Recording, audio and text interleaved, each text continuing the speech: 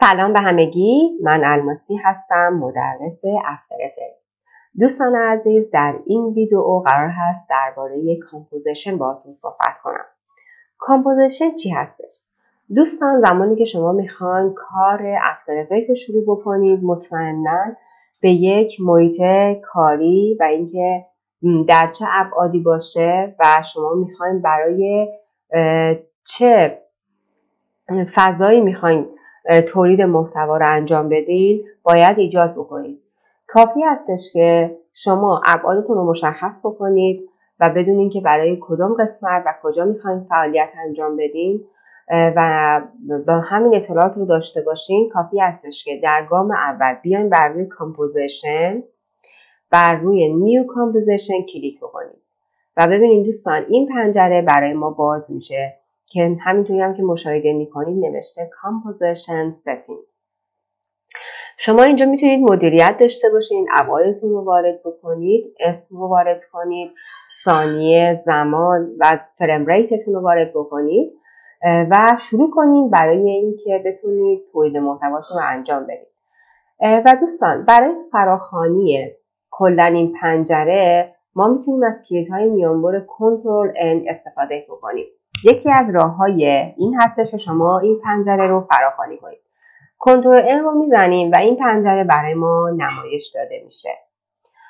خب این دومین راه هستش. سومین راهش هم این هستش که شما در این قسمت راست کلیک میکنید، بر روی نیو کامپوزیشن کلیک میکنید که این پنجره برای ما ظاهر میشه و شما اینجا میتونید مدیریت داشته باشید.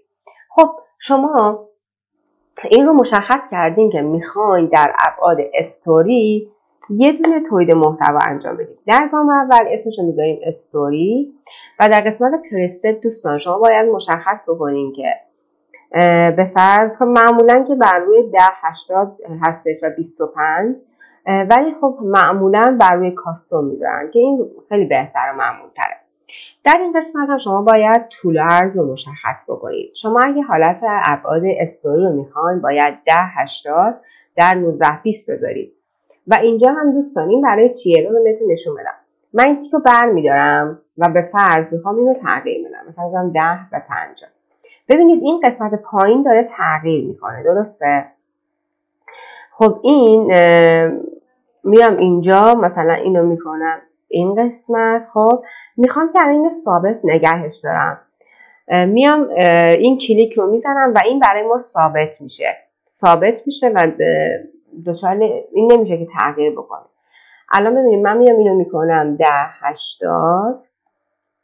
خب ببینید من الان چه کلیک کردم، ببینید چه سبکی شد. پس برای اینکه بخوام اون حالت برگرده این تیکو برمیداریم، اینو میکنیم 1080 در 1920 و تیک رو کلیک میکنیم.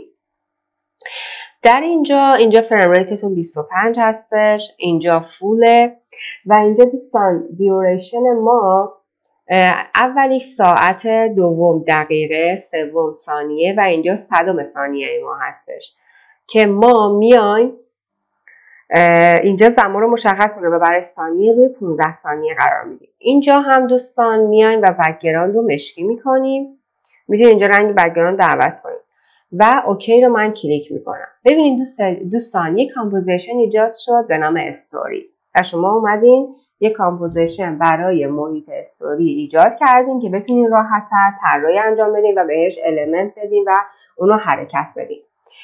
و یا اینکه میایم اینجا راست کلیک میکنیم نیو کامپوزیشن رو دوباره میزنیم و میتونیم یکی دیگه رو ایجاد بکنیم. حالا به فرض اینجا پس زمینه شما این رو قرار میدیم و اوکی و شما شامل 2 تا اینجا کامپوزیشن هستید که هر کدوم رو میتونید طراحی مخصوص به خودش رو انجام بدین و داشته باشین. اینجا موردی هم نداره. ببینید دوستان من اینو پاک کنم این بمونه. خب شما میتونید مدیریت کنید، میتونید پاک بکنید، میتونید اسمش تغییر بدید. وقتی که شما اینو فعال کردین در قسمت ورک اسپیستون، در این قسمت دوستان اینجا هم خب شرایط متفاوت به خودش داره و کارهایی که حالا گزینه‌هایی که وجود داره.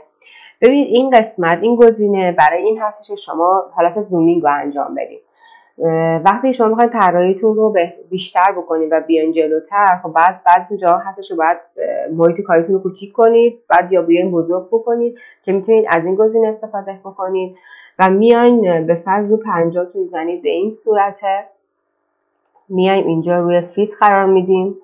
اینجا دوستان ببینید وقتی که ما این رو حرکت میدیم اینجا زمان حرکت میکنه، زمان رو میتونیم ببینیم. این قسمت دوستان برای کیفیت کارمون هست. زمانی که شما میخواین رندر بگیرین، در واقع هم خروجی رو بگیرین، حتما باید روی فال باشه، چون اینطوری باعث میشه که کیفیت خیلی اوکی رو به شما بده. ولی اگه شما حین کار طراحی هستید، حین این هستید که بخواید طراحیتون اوکی کنی، باید روی این گزینه بزنید که برنامه سنگین نشه و موقعی که شما دارین کار انجام میدین، طراحی انجام میدین، حرکت انجام میدین، کند نشه نرم افزارتون. ولی زمان رندرتون باید حتما بر روی فال باشه.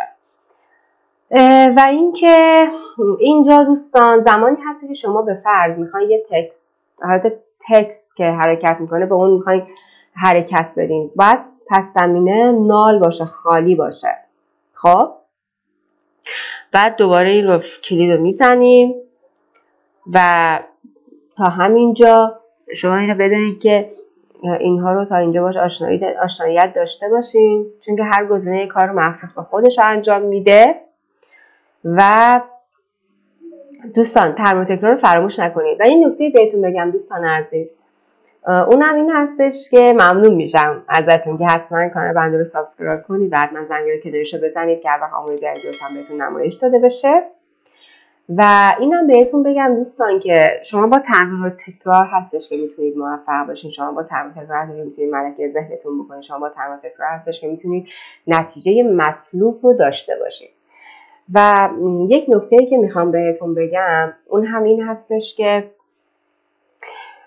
بابت اینکه شما بخواید کلاً حرکت ایجاد بکنید و بخواید با کی فریم ها کار کنید، بخواید هر چیزی که روی این تصویر باشه، از تایملاین باید استفاده بکنید. یعنی اینجا باید تصویر، صوت، همه چیز رو وارد بکنید و در این قسمت شما میتونید به کمک کی فریم ها به اونها حرکت بدین که انشالله در ویدیوهای بعدی همش بهتون آموزش میدم. و دوستان یک ویدیویی رو من آماده کردم بابت ورک اسپیس که این قسمت بالا قرار میدم، حتما مشاهده بکنید که خیلی کمکتون میکنه و باعث میشه که بیشتر بتونید نرم افزار رو بشناسید و کارتون رو بهتر ببرید جلو. دوستان موفق باشید. فعلا